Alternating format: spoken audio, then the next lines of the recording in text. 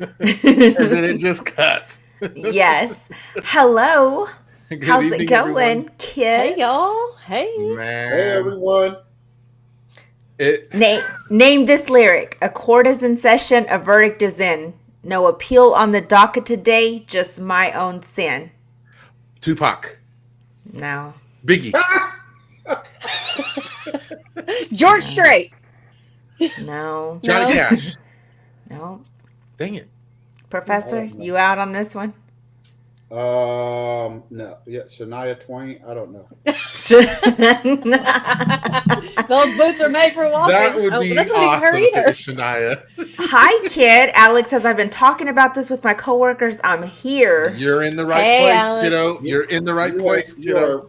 You are in the presence of the foremost expert. Yeah, I know that's I'll own right. that. I'll own that. Yes. I don't know about that, Sean. I don't know about, but we'll get into it later, though. But we will get into that. Well, So look, everyone. Encarnacion is clear that he was Team Depp. Oh, I yeah, mean, yeah. if you had any doubt. He's Go been back. all over the FBs. I have seen him Yeah. pop up in my feed, and I'm like, he's telling Good Morning America. So that first night that I talked about it, that Monday night back in May, he was like, "Yeah, go back and look at the show, and you'll see him talking about it." He was doing it. So Good for him. what a crazy day! Can we just say that? Like, what a crazy month, right? A crazy month and a half, honestly. It has been a wild ride. I'm going to tell you right now that, man, I'm relieved that it's over. Yes. I can get back to work.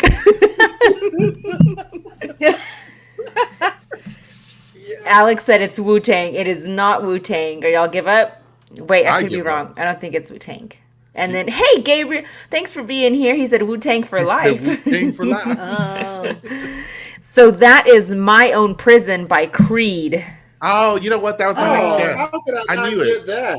God. I knew that. Yeah. Sandy was a big Creed fan back in the day. Like, Do you remember when Balana was being born? Creed was playing when Balana was being born. Really? Yeah, Sandy and I were there whenever Balana was coming I into was the wearing world. overalls, hiding a pregnancy. She sure was. I had no clue, And that's guys. how we got to know Alex. When Alex came out, I was kind of like, well, what? Hey, Anita. What's this? You got a There, baby? yeah, there's only a couple of Team Johnny fans here. Alex said, bruh. Time out. Before we go too far, can we see Carrie's drink? She kind Yes, you can. I am glad you asked. Hold on. Let me. Yep. Did you say mega pint? It's I'm having to hold this thing with two hands. No, that's a She's drink. like, but she's Or drinking we as would though call it in it's the Southeast a drink. a That's a drink. drink. A Yes, drink. it is. Look at Yes, that. it is. It's my mega pint. And I brought my jar of dirt.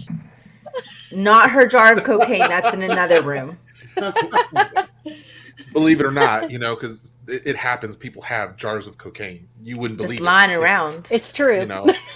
And you're in a relationship with them, and you don't mind. I Yeah. hope that y'all have been watching the trial because we are going to be throwing little Easter eggs and little comments that come from the whole time of the trial because it's just been crazy. So That's hearsay. Sustained. The amount of little phrases that have come out of this thing is absolutely precious and gold to me. So anyway, we'll get to that. But what I want to do, because I want us to get going, right? So here's what we're going to do for everyone. We're gonna summarize. We're gonna cap up everything that happened prior to the trial. We're gonna do that real quick so that you guys can kind of just get some backstory, and then after that, we're gonna hop right into what the verdicts.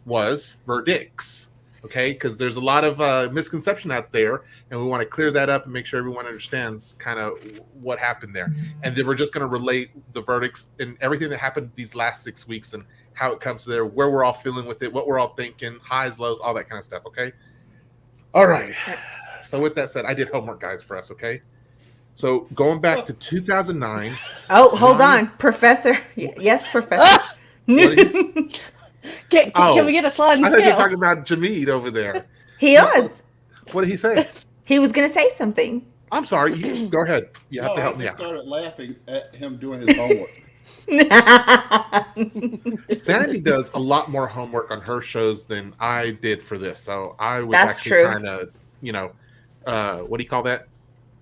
Bring out my Preparation. inner Sandy. Okay. Is what I We was need trying to do. Gabriel, stay tuned. We are about to tell you what we're discussing today. All right, so 2009 is where all this gets to start from, okay? And that begins with Johnny Depp and Amber Heard meeting on the set of a movie that they did together called The Rum Diary. How Mhm. appropriate, right? He should have named it Red Rum. He should have named it Run, just Run. 2012. So we skip to 2012. Amber Heard and Johnny Depp, they start dating, and Depp ends a relationship for 14 years. He's been in a relationship for 14 years with Vanessa Paradis. I hope I'm pronouncing that right. I'm probably not. All right, 2014, Johnny and Amber get engaged. 2015, they're married. They happen to also sneak some dogs into Australia at this time, which was very illegal. That plays out in the trial. So Is that maybe why more on that's that later? maybe like pending because they snuck dogs into Australia? No, so that was they already went through all the court case and everything. Okay. I new missed thing, that completely. Australia's version of the FBI is considering seeking charges against Amber for what they call glassing. Glassing is when you use glass as a weapon, and apparently it's a big deal in Australia. Yes. Yes. It is a capital offense in Australia to use glass as a weapon. So they Anita said 2009 all the way today in a 1 hour show. We're gonna hop on our time machine. I'm sorry. Thank you for reminding me that. Thank you. Y'all help keep me on track, guys. Okay. Is it all right, so possible to 2016. keep you on track with something you're obsessed with? It can be. Okay. So 2015, or 2014, they're engaged. 2015, they're married, and they snuck into Australia. 2016, Heard files for divorce, and she's granted a temporary restraining order. This is when we hear that she claims that Johnny was being abusive. Johnny denies it. By the end of the year, they release a joint statement saying that they're going to divorce happily. Okay. 2017. Amicably was probably a better word. Thank you. 2017, the divorce is finalized. That also happened to be the year Pirates of the Caribbean Part 5 was released. 2018, Amber Heard writes an op-ed in the Washington Post, and she basically becomes the face of the Me Too movement. How many years after the divorce was this? Just one. The divorce is finalized in 2017, and the op-ed is released in 2018. But it was 2 years after the restraining order. Yes. It was exactly 2 years after the restraining order. And this all takes place, this trial, this thing that everyone's been whatever about, all takes place because of something that happened about 18 months, I think is what it was, of marriage. 15-month marriage. 15 months, thank you. All right. Let me just tell you, these fools had a lifetime of experience in 15 months. Get you a jar of dirt and you'll have a lot of life. Oh my gosh. All right. So 2019, Depp sues Amber Heard for defamation, saying that she was the one who did the abuse and not him. And he sues her for $50 million. All right. 2020, Depp sues a reporting agency called The Sun in the UK for calling him a wife beater. Okay. In November 2020, the judge sides with The Sun, and at that point, he's also asked to exit the current movie thing he's on called Fantastic Beasts and Where to Find Them. He plays the villain Grindelwald. And it's funny is that the last movie actually just released a few weeks ago. So he should have been in that one. And it's important to note that he lost this in this thing to The Sun because their laws are different. They do allow hearsay. They do allow a lot of things that aren't allowed here. And so, yes, with the hearsay being allowed, of course, I never watched any of that. Had no clue that was even going on. I didn't even know that we could watch it, to be honest with you. Yeah, it wasn't televised, and they don't have jury courts for, I don't know if for everything or if just civil type cases. Yeah. And so the judge is allowed to go over there. I kind of like that story. Yeah. So, totally. Yeah. It's totally different laws. And there was a lot of information that was in this trial that was not present at the UK trial, but they're not going to be able to go back and do anything. 2 separate countries, 2 separate laws. It's not like anything here or there can be, whatever. Anyway. And just to add to your, just while we're on the quick subject, when Amber filed for divorce and when she chose to get the restraining order, never at any point at that time did she ever come out and say that there was any sexual abuse. Right. That's really important she to note. Did, yeah. All right. So 2021, Heard countersues for defamation on some tweets that Johnny Depp's previous lawyer. It's kind of weird, right? They kept making it sound like it was previous, but then he kept saying he was holding to the whole lawyer. I was going to say, like, how did that work? Because if that's your previous lawyer, then you're not acting for me. But he couldn't testify because they were like, he's an ongoing, like, maybe he's still considered an advisor. Maybe he was an advisor, or maybe he was a different client lawyer. Attorney privilege never expires. So if you were my lawyer in 1983, then you still can't testify against me. So you can actually. It's the same way for the doctors and stuff. And I had to talk to my wife about this because we were confused. The 3 of us had gotten confused about, like, why were the psychiatrists and everyone airing out their dirty laundry? And when I mean dirty laundry, they're, like when you go see a therapist or a doctor of any kind, that information is supposed to stay private. It's not released under, there's like 2 or 3 circumstances. But Dr. Pineapples told me they get a written, this written one says can't. Hello, T. Michelle app. She can't. Taria. Hi. Anyway, you have to have a written release from the person that it's about for them to go ahead and speak. So, and Dr. Pineapple said there's no way around it. It has to be done. Right. But it's the same thing. You can't on your own testify against me. In doctors, in therapy, for example, which is where my wife's the expert in, obviously, unless you're going to harm yourself or others, unless there's an immediate, how would you say that? Like, there's absolute certainty that you're going to be a harm to yourself or others, then the doctor can not break, but is released from that so that they can go tell, like, law enforcement or whoever, so that they have an ethical responsibility. Done. Yes. I don't know if it's the same for lawyers. I believe it would be, but I'm not married to a lawyer. So, all right. So, and I'm only accredited on Facebook, so I'm not sure because I'm not on Facebook right now, so I can't. I don't even have that much. I'm like, I'm just for the popcorn. But you know what I appreciated, Carrie and Sandy, when going through this, the conversations, there were lots of times where I was like, I don't know the answer. Let me just go look it up and research. And I'd be like, oh, wow, look at this, guys. And I'd copy and paste it in the chat. So I'm not a lawyer, but I do feel like I learned a lot about law during this trial with y'all. So I was born with my knowledge. You are awesome. You're awesome. Such a burden to bear. Again, the good Lord said, Sandy. Amber Heard,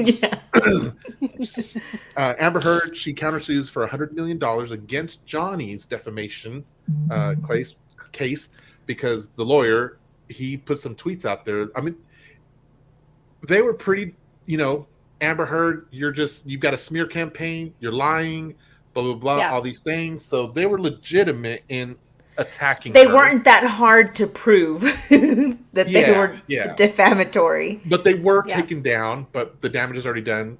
When you put stuff out there, it's already done. So people will take screenshots immediately, and it doesn't matter if you deleted it. No. Well, there's which is great. That's great.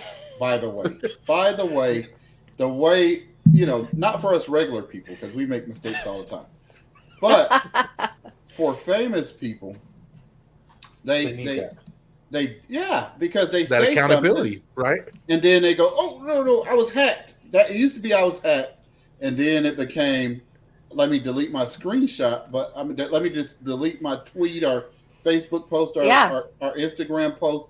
And when people save them, that keeps them from pretending like what they said they didn't say. So I I'm one of those people. I'm a big fan of whoever those screenshot takers. I love it when they say, "Oh, the famous Sandy posted this, but she deleted it immediately after," and then the Twitter is like, here's a screenshot." And then people say, "Oh, not only is she a horrible person, she's a chicken Amber." Thank Get you. So, so okay. So to sum it up in the beginning before the trial starts, basically there's a divorce. There's some stuff that he said, she said stuff that happened. There is some proof across the board on various things. Johnny sues for $50 million because he essentially feels like he's lost a lot of his ability to make money, and he sues her for $50 million. She says, well, I'm going to sue you for these remarks for $100 million. So one of the things I do want to make sure we clear on, this was not and this was a civil case. This was not a criminal thing. Mm-hmm. So there's no such thing as guilty or innocent in this case. There is, I have an issue. It'd be like saying, defamed or not defamed. Yeah, yes and a no. Yeah. And it multiplies by the number of times the lawsuits are there. So there's two cases going on. There's Johnny's defamation case and there's Amber's defamation case. Johnny's case hinders on 3 specific sentences that were written within Amber's op-ed. So for or was it 4? 3. Anyway, thank you. 3. So basically, he has to prove in a court that each of these statements are accurate. And there's like 6 questions that have to be answered, okay? And the jury has to find, yes, all 6 of those answers have to be yes or no for this one, and this one. And then the same thing has to happen for Amber. She had 2 statements, maybe 3 also, and each of those needed to have the same sort of qualifications there. So it wasn't a case of did he win or did she lose. The verdicts of this, they both won. They both won their defamation cases. Did okay? They? Yeah, I'm like, did they? I'm going to let y'all have that in a moment. I'm going to just put this part out here, and then I'm going to let y'all take over. They each won their defamation cases in the court of law. So as far as the books are concerned, legally speaking, each of them won. Legally speaking. Case, okay? And they were giving certain amounts of money for each of their cases, okay? Johnny was given $15 million total, and Amber was given $2 million. Now, the interesting part is Johnny actually got $10 million for, remind me what the word was? Compensatory damages. And then he got $5 million for punitive damages. And then the $5 punitive is for dadgummit.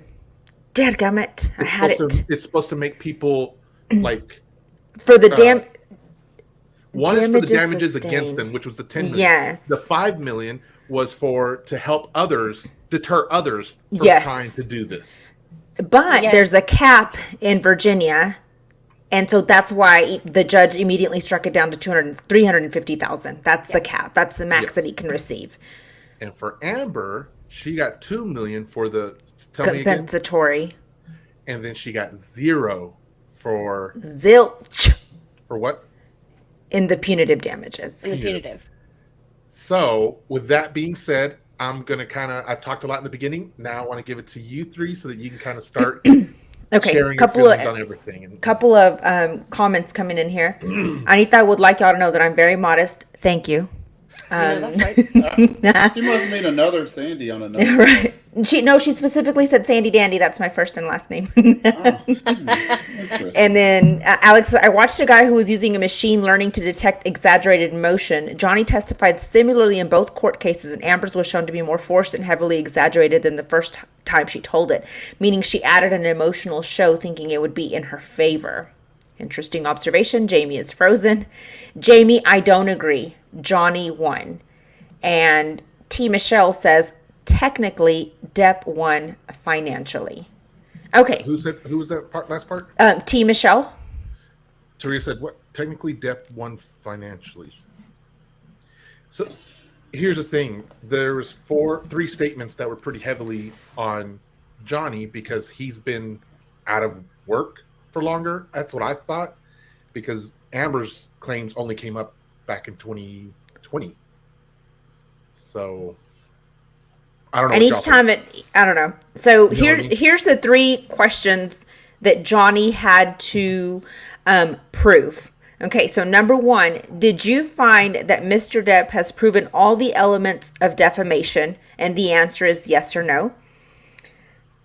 But wait, Sandy, I want to add this because I don't think a lot of people realize this, because I was talking to a friend earlier. In defamation, it's not just saying I don't like Sally, and Sally stole from me.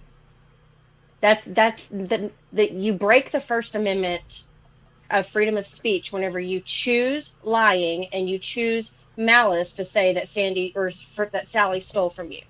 Does that make sense? You have to prove malice, and it has to be lying for it to be defamation.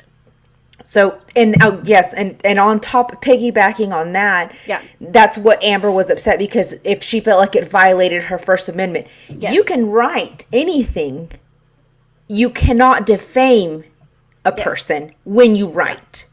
And in this situation, or you can, but there's consequences. There's consequences to it. Mm-hmm.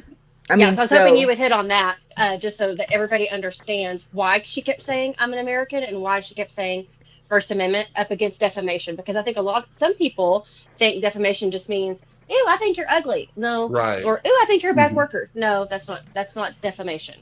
So okay. The exact definition online says the action of damaging the good reputation of someone, slander, or libel. Which, based on today's verdict, Johnny Depp was able to prove that happened in his instance, which is why he was awarded that. Anita has a question. If there was money limit, why did the judge ask the jury to come back with a money amount if the judge knows there is no money limit? I'm confused. Okay, so let's clear this up. So the thing is they didn't actually write any amount of money. And so the judge sent them back so that they could write some amount of money in there. Physically write it out. What amount?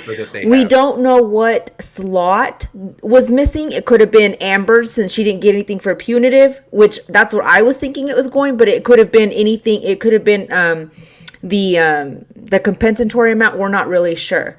The limit is only in the punitive damages, which was the $5 million that they awarded him, but the cap is at $350 for her state.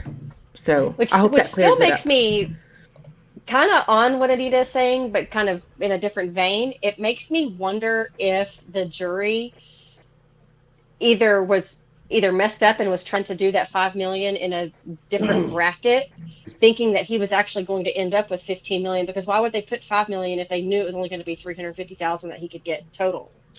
So I think there's sometimes weird when optics are involved, right? They could have gone probably even higher than $5 million, right? That's the way I understand. So when I read the Virginia law about when they divvy out, I was going to say awards, when they award monies to people in civil litigations, they can.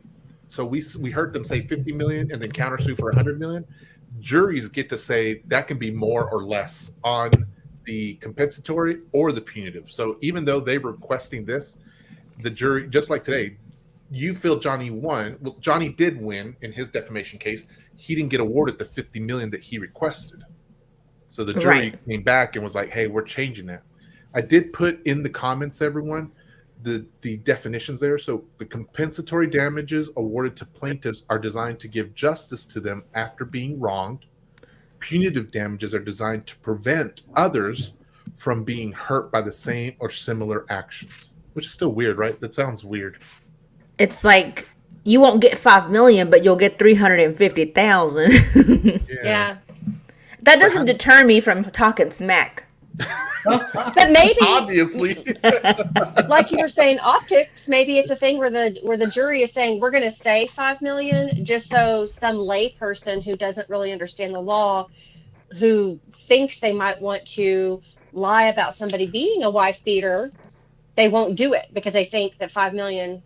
They could get in a lot more trouble. And it's good to know that this is a Virginia case, and this is a Virginia law that states that it can't be more than $350,000. So. Right. It's only Virginia that we know of that does this. I don't know. Of course, I'm not brushed up on the law because I'm only Facebook accredited here in Texas. But valedictorian girl. Thank you. Magna cum laude.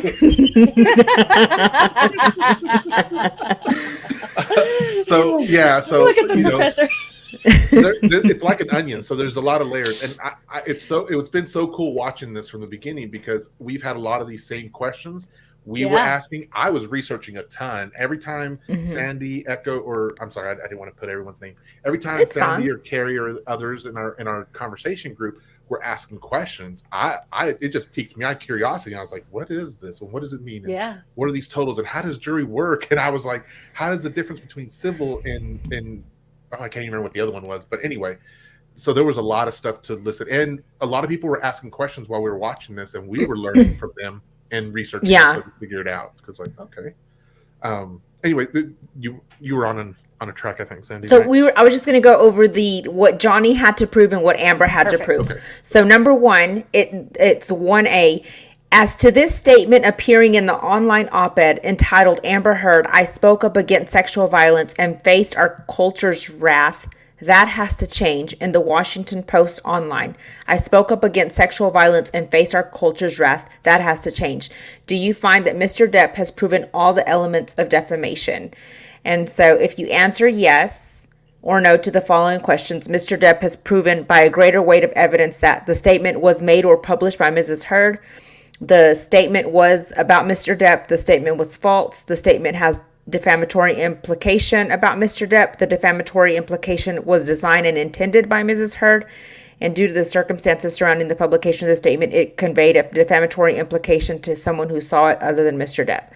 So, I mean, that's a lot of thought. And to me, all you had to do was read, like, was that defaming Johnny Depp, that first sentence? I spoke up against sexual violence and faced our culture's wrath. Was that part of the tweet that she tweeted out? No. So, or is that the op-ed? So what you're reading from, and I'll share it on the screen so everyone can kind of just, it's a little hard to follow, but it's there. So if we're taking it just on Johnny's side, so Amber wrote that op-ed in the Washington Post, and Johnny is saying, hey, those words right there caused me pain. They caused me to lose money. They cost me work. They caused me people. They defamed me. People in the world look at me different. She tarnished his good character. Right. So that's what the op-ed is. He had to pick certain statements within the op-ed that he felt specifically defamed him. That's what this questionnaire that Sandy's reading from is saying, that, okay, so essentially, Johnny, you told us that these 3 statements hurt you. They caused you pain, making no money and the world to see you differently. Now you have to prove to us how those did. And that's what these questions are saying. Did they do the job? And the jury has to be like, yes or no. And we do want so to say, in Virginia, for a defamation case, you do not have to prove to a jury beyond a shadow of a doubt that it was done. You just have to prove it enough. Right. The burden of proof, you have the burden of proof, but you don't have it beyond a reasonable doubt, which beyond a reasonable doubt applies to criminal cases. Yes. Not to civil cases. No. So you could be like 50-60 on it, and as long as you're 60, you're winning. Yes. Okay. And so that must be that Texas math from the Texas Facebook bar. This is Virginia. No, I was saying Sandy, she's accredited on Facebook. Oh. She said 50-60 at the 49. I hadn't heard of 56. I understood what you said. That's my math. That ain't nobody else's. That's just my brain right there. Worry about yourself. Worry about yourself, Professor. Okay, so statement number 2. As to the statement appearing in the op-ed entitled A Transformative Moment for Women, blah, blah, blah. Then 2 years ago, I became a public figure representing domestic abuse, and I felt the full force of our culture's wrath for women who speak out. So that's sentence number 2 that you have to prove that he was defamed in. And so for me, this came out 2 years after the TRO, 15 months after literally to the day. 15 months after the divorce. Mm-hmm. Okay, so there's that. And then I had the rare vantage point of seeing in real time how institutions protect men accused of abuse. That's the third statement. That's the third statement. Now, the only thing that would have been different, because she has been in female and male relationships, if she would have put both men and women accused of abuse. You know what I'm saying? Mm-hmm. Mm-hmm. But this specifically said men. Yeah. And she was with a man in her prior relationship. So. And she 2 years. specifically said 2 years. Mm-hmm. Yeah. So in each of those statements, it falls on Johnny to provide the proof that says how and why those comments caused him suffering. And because of the way the verdict came out today, the jury says, yes, you provided not the full burden, but you provided at least more than half. So we side with you. Right. And actually, they didn't answer yes to every single one. The second comment, the second statement, they didn't answer yes to all the questions, but majority of them they did. And so, again, that goes back to they didn't have to provide without a shadow of a doubt that each statement was true. It just had to be enough for them, and it was. Now, does this have the one for Amber also? It does, and I'm ready when you are. Okay, so this is what Amber had to prove. Her statement was Amber Heard and her friends, and this was on the online Daily Mail. And if you remember, if you heard, Waldman, which is the attorney, and Depp met with the Daily Mail, supposedly, allegedly. And so Amber Heard and her friends in the media use fake sexual violence allegations as both a sword and shield depending on their needs. They have selected some of her sexual violence hoax facts as a sword, inflicting them on the public and Mr. Depp. And I don't remember what the response was on this one. Did they say no to this one? They said no to that one. Right? Okay. Oh, okay. I thought it was the second one they said. And the second one is, oh man. Yes, the second one, they said yes to this one. Quite simply, this as an ambush, a hoax. They set Mr. Depp up by calling the cops, but the first attempt didn't do the trick. The officers came to the penthouses, thoroughly searched and interviewed, and left after seeing no damage to face or property. So Amber and her friends spilled a little wine, roughed up the place, got their story straight right under the direction of a lawyer and publicist, and then placed a second call to 911. So and this is... Go ahead. No, I was going to say, so summarize that a little bit better so that people So understand. in this instance, they are saying, so Waldman put this out on the Daily Mail, this is another one, and said, the cops didn't believe for the first time, so then they called, after they tore up the place and spilt wine, then they called the police out a second time. So the verdict on this one was... that was not true, because this is Johnny's lawyer who said this. Right. And that's why she claims. So this is why she was awarded the $2 million just based off of this one statement. Yes. Because they couldn't find proof that actually happened with the friends. Right. And so this is where she was defamed on this one. Yeah. And which so goes to where I was saying why they both technically did win their cases. It's not about who abused who. The thing was defamation. Right. These was the points. And so the third one says, we have reached the beginning of the end of Mrs. Heard's abuse hoax against Johnny Depp. And so this one, she was not able to prove defamation with this one. Which is interesting, right? Which is interesting, and I feel like all of her stuff was a hoax to begin with. I can't go that far to say that. I can. Without a doubt, I can. She was abused in her relationship by Johnny Depp. That's 100% accurate. There's nothing. And when Jamie says abuse, can you tell us what you mean by abuse? So for me, that means that she was so abuse is anything verbal, physical, sexual, emotional. Any of those things can be abuse. In this case, Johnny verbally abused her and mentally abused her. Is that what I'm thinking? Mental health? Yes. Mm-hmm. So verbally and mentally abused her. I believe she also mentally, emotionally, and physically abused him as well. So I'm not saying that. Well, you say as well, but there is no evidence that physical was involved on his part. Oh, yeah.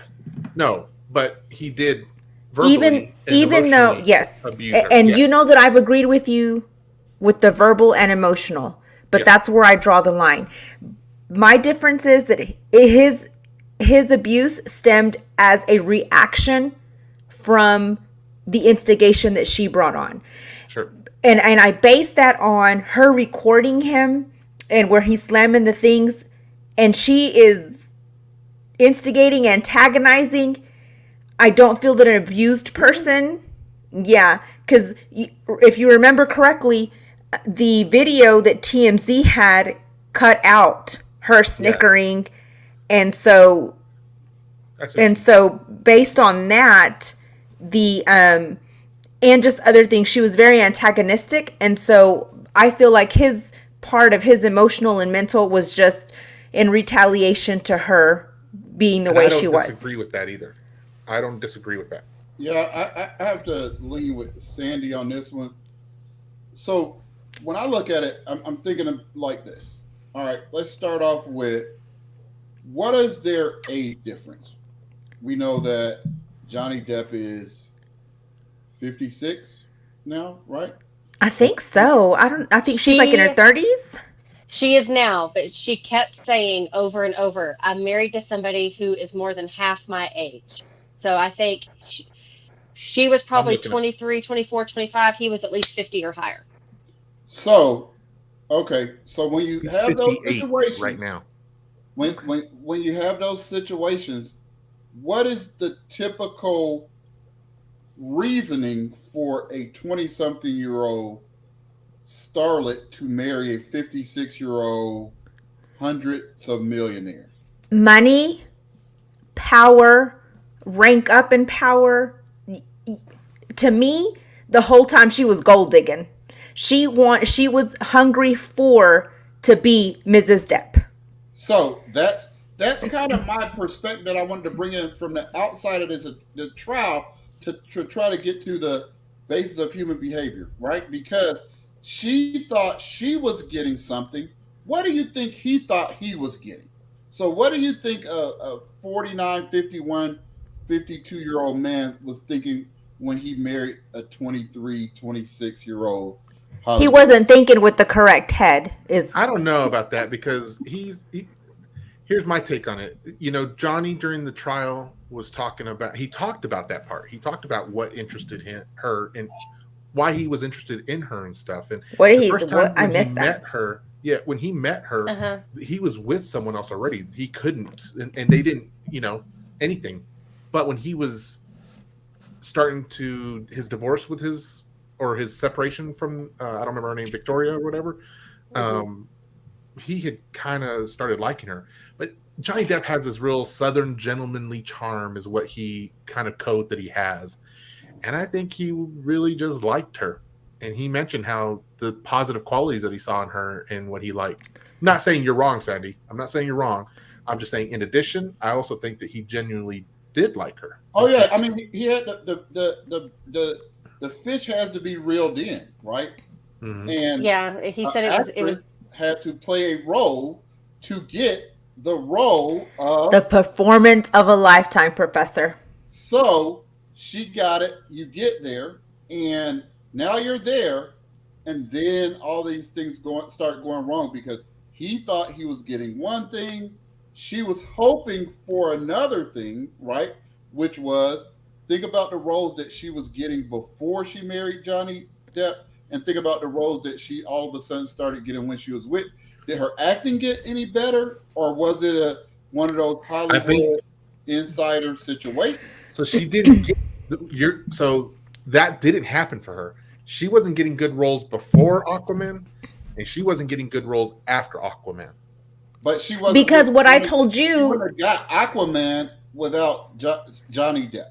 I agree. You can't tell me that, because it was like when she was starring in Aquaman, I was like, who is this? Same. And everybody was like, oh, that's Johnny Depp's wife. I didn't say that. I didn't know she was Johnny Depp's wife. I didn't think she was good in Aquaman. I was like, no. Amber Heard who? Like, I had never, like, she's never been on my radar. No clue who she was. Even with all these Waldman tweets and everything that's been going out, I'd never heard of it. Never. Like this, it wasn't until Jamie said Amber Heard and Johnny Depp are in trial, and I'm like, okay, whatever. And then he starts giving me these updates. That's when I'm like, what? Like, let me tune in. Let me call my good friend Carrie. Let's make a thing of this. So, I mean, Tanaka came on, though, on trial, and he did say that the chemistry just wasn't there, though. So it had nothing to do with John. And he was asked directly, did Johnny Depp contact you? Was any of your decision based on Johnny Depp to hire her or take her out? And he said no. But Johnny Depp did testify that he made phone calls. He did. But that's separate. Tanaka said that his decision wasn't based on that. And he could be lying. I'm not here to debate. Yeah. And he's frozen while he unfreezes. So I just feel like that just being Johnny Depp's wife elevated you. Exactly. Because Sandy, think about this. This is how I found out she was Johnny Depp's wife. Whenever you think about major feature films and you know they're spending gobs of money and they could pick anybody they wanted to. And so when they pick somebody I've never heard of, they need to blow my socks off with the acting. Yeah. So then when you have somebody you never heard of and their acting is mediocre, I'm like, my first question to my kids were like, is she like a Nickelodeon star that I didn't know about? Because there's always like, there's a reason she got there. And my kids were like, no. So then I was like, how did she get the part over 1 trillion different people who could have brought in more box office? But Tanaka talked about that too. He said Johnny didn't have anything to do with it. She came in, they tested her with test audiences. She scored well, which is why they went ahead with the rest of the movie and did it. So whenever they're doing a movie, they do these test runs in audiences to see if the chemistry between those people must have known that she was Depp's wife. I'm convinced. I can't do that. So y'all can do that all day. It's too much for me to be like these possible clandestine. I'm all about what was on trial and what I heard and saw because that's all I can comment to. And that's the thing. You're the expert on the trial, and we're bringing the real world. Like, how do we end up in trial, right? But the decisions were based on the information provided at the trial. Right. But what I'm saying we're speculating. Don't be hushing us. I didn't hush y'all. I said we're speculating, Judge Jaime. We're speculating, Judge Jaime. And the thing about it is when you talk about what this trial was really about, it wasn't about $15 million or $2 million. Because Johnny Depp hasn't made $15 million on a film since 1990 something. It was really about, I need to clear my name so that I can get back to work. And both of them at that point when the trial started, things were so contentious that the winner probably has a future in Hollywood and the loser probably doesn't. Right. So and we were talking about that. Awarded and whether they're ever paid are inconsequential. The producers of Pirates of the Caribbean are like, ring it on up. Well, I think you can only say that when you have the money to do that, right? Like if you're in Johnny's case, I think you can either be like, yeah, I can pay it or not. It doesn't matter. But like a lot of speculation that was going around with people during the trial and some lawyers afterwards and analysts, they're like, we don't see the money trail for Amber. No. We don't see how she's going to be able to pay this. She doesn't. She couldn't even pay the $7 million that she pledged. She got, right? That she received. Right. So let's think about this. Okay, so she received, what was it for her contract for Aquaman? They said like $1 million? For $1 million or $2 million? There was something for that. Maybe $2 million for that contract. Let's just shoot high. So $2 million. Okay. And then she received 7 more for the divorce settlement. And she's had to live. But let's just pretend she has all that. So 7, 8, 9, right? Well, now she's minus $2 million or however much million that she's got to give to Johnny. She was paid $1 million for Aquaman. Okay. $1 million. And okay. $2 million for Aquaman 2. Just everyone. So 3. She did film parts for Aquaman 2. Originally, she had 45 minutes in there. Then they knocked it down to 10 minutes.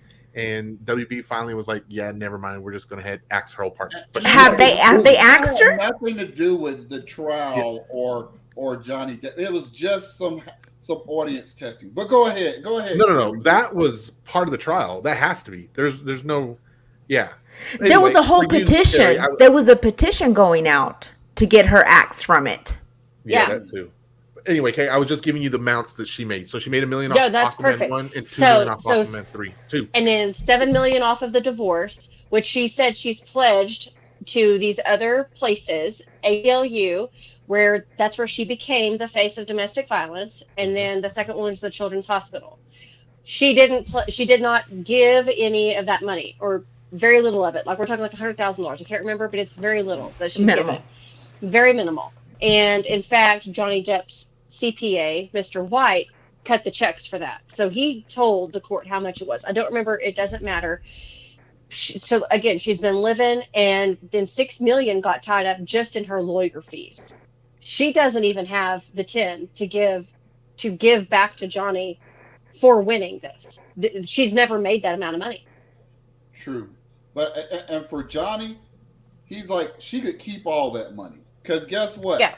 He's a rock star. Reputation back, and he can start making movies.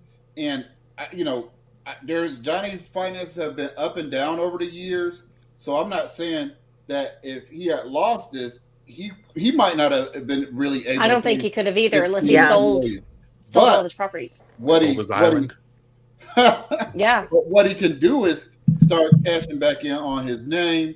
And again, it's sad that it had to come to this. It's sad for all parties, right? Because you can get married and get divorced and things not work out. But choices were made, right? And if Jaime and I were married in a place, and when we broke up, I decided us breaking up is not enough. I need to add my next. I need to defame this pineapple. My next career, I am going to use this. The settlement wasn't enough. I am going to use the aftermath of Jaime and I's divorce to jump to my next career, because that's the choice she made. Yes. The word she put in that op-ed. You don't just write an op-ed. You don't write an op-ed and send it. Send it into your local paper. You know what? I would be so pissed right now if I was the ACLU's lawyer, right? or no, not the lawyer, Amber, at him, because I'm like, you told me to write this and you cleared it. I had a lawyer clear this before we posted it up. And so, and that was the thing, because it wasn't like some innocent her joining the Me Too meeting on the red carpet. She was like, aha, my next thing, I'm going to be the face of Me Too. I never heard anybody say she was the face of Me Too. She said, there's the malice. And there's the malice. Where she set herself up to get to this, because she might have been able to carve out a career separately after this was over. But she decided, me making myself the face of Me Too, which I never heard anybody say other than her. So it wasn't said, but it was inferred. When Me Too first started coming out, she was the first one. She was the first one. And she was the one being... That turd jumped on that train. I would dispute that. There were several people that's what was preceded her. Well, I'm not saying that she wasn't, that there weren't others saying it, but she came out at the same time Me Too was catching movement. She was that one that she was the spokesperson for ACLU. Yeah, and so for that, and through the trial, for that, too, it was talked about. The ACLU was was one of the witnesses, and they were called into that, and they was like, yes. And the ACLU is looking at charging Johnny $86,000 for providing evidence, and I'm like, who do you think you are? Really? You're the one who wrote this, who helped pen this, right? And then now you're gonna try to sue somebody for you blatantly defamed him. Because here's the thing. Okay, so yeah, maybe it wasn't in the op-ed like Johnny Depp, but how many people wrote this, contributed to it, and then told their friends, hey, we're writing something about Johnny Depp. And then it went on and it went on. You know what I'm saying? Like, people don't keep damn secrets. I'm gonna tell you that right now. I do. I want to go back to something else you were saying, Professor. Was that so? Just to clear, also, when a jury awards a dollar amount to plaintiffs, that's a plaintiff doesn't. From what I understand, a plaintiff doesn't get to say you don't have to pay me that or not. Oh no, that's a law push thing. So Amber has to pay that $2 million, and Johnny has to pay that. But you better believe there's going to be some appeals. Right. Oh yeah. And what I'm saying is, I wasn't saying Johnny would say that. No, I didn't say you said that. I was saying that so for the audience. Right. I want them to think that individuals get their choice on when they want to pay that. No, if a court orders that. Yeah, it's a summary judgment, just like a creditor. So really, she doesn't. So if they don't pay it, it follows them. Have to pay. But it's like a lien, right? Like she's going to get liens on everything. Everything. Her houses, apartments. The actual thing is, what I was saying is, the result that Johnny Depp got is worth more than $15 million. For sure. For sure. And that's, we all agree on that part. I feel like, and that was really and truly probably what he was looking at for the most. Not specifically going after her money, but he had to name an amount. If I'm going to name an amount, you know what? I'm going to go willy-nilly. I'm going to go wild on an amount. And just like she went wild on an amount as well. I think the lawyers probably did something to that, right? Like they probably just said, "Hey, we'll do this. This seems like right." Because he said from the beginning, he was like, "I want to tell my story. I want to." I don't know that he specifically ever said he wanted to be cleared, but he said he wanted to share his truth. That's what he said. No, he said he wanted to be cleared. He said he wanted to do it because of his children. I mean, he realizes that he's 60 years old, that he does not want his legacy to have been tarnished for his future generations and that's the crazy thing. over this mess. Yeah, because everybody knew, even me that basically lives under a rock when it comes to movies, I knew that Johnny Depp was a drug addict and an alcoholic. Like, that's been known. Like, that's not, I mean, I know that Robert Downey suffered the same thing. What is that other guy? Charlie Sheen. There's a group of people that have this issue. And so that's not a secret. And you've never heard anything, going back to Johnny Depp, you've never heard him being a wife beater. You've not heard that. Right. And then all of a sudden, he becomes a wife beater. And then, but you had heard that from Amber. You'd heard that she'd beat up a previous relationship. Wife. And then what was she called? Her traveling companion. Her traveling companion. Yeah. She beat up her traveling companion. She beat up her sister. Her sister was scared of her at some point, even though her sister was there testifying. There's a witness that she intended... Yeah, too. That's right. There's the witness that knowing that they intended to set Johnny Depp up, and she was their chosen sister, and she was the one who was like, "Man, y'all gotta stop. Y'all gotta make this right. Y'all can't be lying about Johnny like that." Well, and that's one thing. That's why I can't feel sorry for Amber and her result, her future, because she chose, according to the jury and according to the testimony that we heard, she chose to libel, which makes false written statements, make up a history instead of saying, like those, all of us have gone through breakups at some point in our life, and we had the choice. We had a choice to say, "Hey, what happened with you and Carrie? Oh, things just didn't work out. She's a great gal. She's a great mom. All that stuff." There's those kind of people. And then there's the kind of people. There's the high road people. Right. And she decided to take the low road. And when somebody has kids, forget about all the money you lost from the films. But when you say those kind of statements, but the testimony shows that this was happening, like, imagine if you are pooping on somebody's bed, how crazy of a relationship that was. And he never outed you for that, or you beat him up those times, and he gave you a $7 million settlement after you beat him up during a relationship. And let your sister and friends and everybody live in all the penthouses? Yeah. He was in penthouse number 7 billion and whatever, and you were in this one. I mean, he was good to everybody. And then, a year into it, you notice that he has a tattoo and you were asking him about it and he pushes you up, slaps you off the couch, even though you were on the middle, but somehow you were on the edge of the couch. And then on the floor. And then you were on the floor looking at the parakeet floors, sliding across the floors.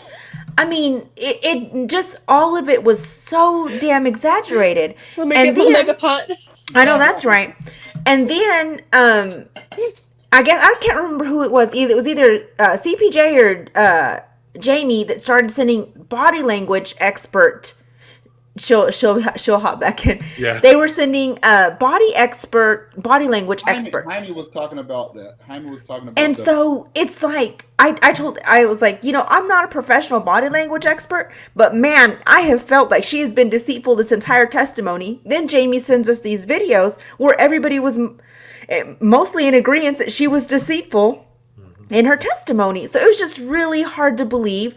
And so then it was making triggering me, because I'm just like, you have set the whole Me Too movement back. It's like 2 steps forward and 2 steps back. Because and then in return, it has brought to light that women are abusers, not to the level of men. But let us acknowledge that women can and are abusers. It just is underreported because it's embarrassing to a man. I do want to kind of back up on something you said a little bit ago that made me think too, Sandy. So, I don't remember how you said it. So anyway, what I wanted to say on it though was that just everyone is. I've talked with Dr. Pineapples about this because I was curious about it. Like the idea that someone has never been an abuser, has had no record of it, but then all of a sudden can be an abuser. And so, a lot of people are finding it difficult to believe that Johnny was abusive because, again, like what Sandy was saying, no one had ever come out and said anything about him, and everyone actually came out and was defending him. I do want to say, just because that scenario exists does not mean that a person is not abusive. Even though they don't have a history, there's not a public history of abusiveness going on, and everyone says that does not mean that a person cannot be abusive this time. There's no right way to be an abusive person. Right. So but I'm not saying, the norm... I'm not saying any of that. All I'm saying is I just want to make sure that statement's there. I'm not saying yes, but I need to get my statement out. The norm typical of there is a pattern of abuse. So for typically, no, you can't even the attorney that came on my show, it was in agreement. They made that statement. She wasn't a therapist, so I'm saying from talking to a therapist. And I'm telling you from talking about people that defend domestic violence people. Yeah, but they're still not therapists. My point is from a therapeutic standpoint. My point's from my Facebook accredited lawyer. Mental health standpoint. There's no scenario. There's no thing that says a person who is abusive can always be abusive or anything like that. It just takes one time. It just takes one time for someone to be abusive, and that's it. It's kind of like, yeah. So anyway, that's all I wanted to say on that part, was that not saying Johnny is or isn't. I mean, I did say he is, actually. He is an abusive person. You made it clear he is. Yeah. You've made it clear from the get-go, even without any evidence of...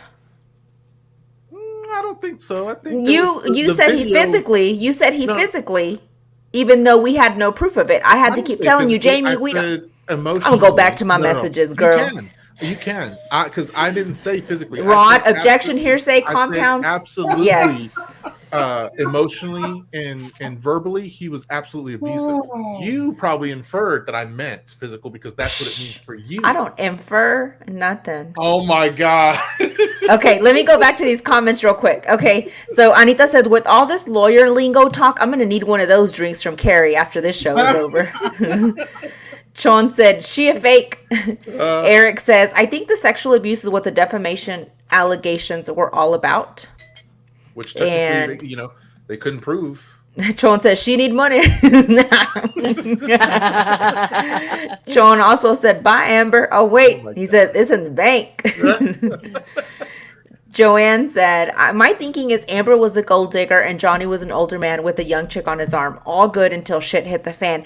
And Joanne, it was never good. I don't think Joanne, it was never good. It went on the bed. That's Yeah, we know for sure it hit the bed.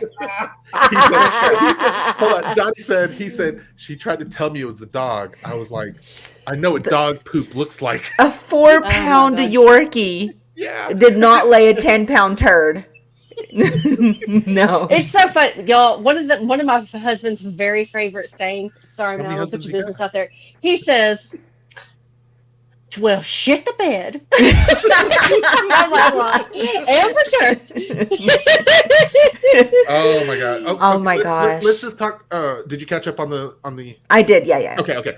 I just want to let's just talk about any funny things that happened during the whole trial that we all kind of just, Well, I whatever. got mine. I hope tickled us. nobody steals Okay. mine. Let's Okay, go go for it. first. Go first. Go first, Carrie.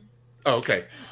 Oh, the funny things. Yeah, any random funny stuff that Okay, you like. I'll go if y'all don't have it. Ready? Okay, yeah, I go have ahead. mine. I just Okay, hope you I don't do too. steal it. I'll be Ready? so Go for it, Sandy. My dog stepped on a bee. Explain that for those who weren't following us as well I as mean- close as you. She was telling a story, again, giving over dramatization, more information that was needed, which opened up for Way all of these more. other witnesses to come in. She's And telling, caused and her I, to split her so many times to be like, to backpedal, but I don't even. I think I lost after that. My dog stepped on a bee. Why was she even telling the story? It was like I don't remember even the context because Me either. There were so many times where that scenario played out 1,000 times during the first week of her first testimony. The first week she was giving her testimony, it was all about these faces that were contorted and just it was like. And so, like her, I don't know if y'all noticed, she constantly would try to put a sad face, and they were like, "That's fake," like that. I gotta do an impression. Oh, Go ahead, do keep it. talking, girl. Well, I was just saying, like, so based on the body language experts, that's like really difficult. Oh, yes. Oh, girl posed and took a bump in the court. They were like, yes. like, do it again. Yeah. Yeah, this one was funny. Bottle of water. She puts it in her pocket. She sure does. She put a bottle of water. Just a bottle of water. Water only. And it was all Moscato looking. Every single one of those was pink Moscato looking. What else, Andy? Did you have another one? No. Go back around. Let me think about any Go other ahead, ones. Professor. The funniest, the moment that, well, she lost the case at any point, but when her lawyer asked the guy, "So aren't you just testifying for your 15 minutes?" Yes. The TMZ reporter. The ex-employee. And he said, and he was saying, "Listen, I am subjecting myself to getting in trouble with TMZ. They are a litigious company. But I could say the same thing about you being her lawyer." Man, that was like Mike. If he could have, yeah. And that was funny because that Ellen, she accused everybody that was up there. Oh my this was televised. You knew you just wanted your 15 minutes. She accused everybody. Everyone that took the stand, she was just like this. I'm surprised she didn't tell that to Kate Moss. She tried to say, and Kate Moss, she even said we had to pull her out of the woodworks. And Camille was like, "You had to pull Kate Moss out of the woodworks for this?" Okay. Oh my gosh. Okay. All right. Look at this. Chon says she a fake ass. Oh my God. Watch your mouth, Chon. All right. A funny part for me. I want to go with Alejandro, but I already talked about it on the show. So what I'm going to talk about is okay. So when the world is finally introduced to Miss Camille Vasquez, Vasquez, if you're Elaine. If you're Elaine, it's Vasquez. This woman, she has her finger on the microphone at the desk. Okay, and every time Elaine, which is Amber's lawyer, chair number one, main lawyer, whatever. Every time Elaine would ask Johnny or Johnny's objection, she was on the spot. Objection, like that. It was like holy. Do y'all? It was remember? Like this. Objection. Hearsay. Compound. I mean, she was rolling, and I remember I was trying to yell at that. I was like, "Oh my gosh, what is happening here?" It was just objection. she would not let Elaine talk at all. And it was, and the judge just kept saying, sustain, which we found out later, sustain means that the objection is taken and you have to move forward. And move on from anymore. that. Yep. And so okay, ready? I thought of my second one. Well, or my third one. Yet. Oh, sorry, Carrie. Oh, that's okay, girl. She blew her nose and took a bump. I did. let me come down first. Yeah. Okay, mine was when he said, and you filled it up and you had a mega pint at 10 in the morning. And he said, a mega pint? And he said, were you there? Yes. Yes. Those were amazing. So, for those of you who aren't iced tea snobs like me, so what he was trying to say was regular wine bottle, we've all seen them. He was trying to say a magnum bottle, not a mega pint. He was trying to say magnum, which is a larger bottle, which is what they would drink out of more often. So anyway, that's where the whole mega pint came from. Classic. And this really is iced tea, everybody. Automatic classic. Go ahead, Sandy. So my next one is the witness that they asked him, have you watched Willy Wonka? Oh my gosh. And he does this.